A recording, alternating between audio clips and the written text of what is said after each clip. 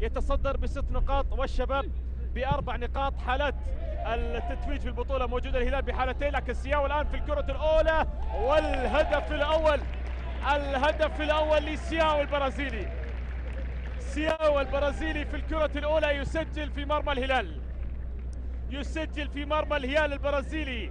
وأيضا سعادة لبوناميغو. سياو يسجل الهدف لفريق الشباب الإماراتي في الكرة الأولى، في الكرة الأولى. والإشارة والاعتراض، لكن الهدف يتم احتسابه لصالح الشباب الإماراتي عبر البرازيلي سياو. هذه اللقطة وهذه الكرة التي تعامل معها البرازيلي سياو، وحالة الانفراد التي يتعامل معها بالطريقة التي أمامنا، ويستطيع فريق الشباب التسجيل في اللحظات وفي الدقيقة الماضية. إذن هدفا أولا في 3 دقائق لصالح الشباب الإماراتي.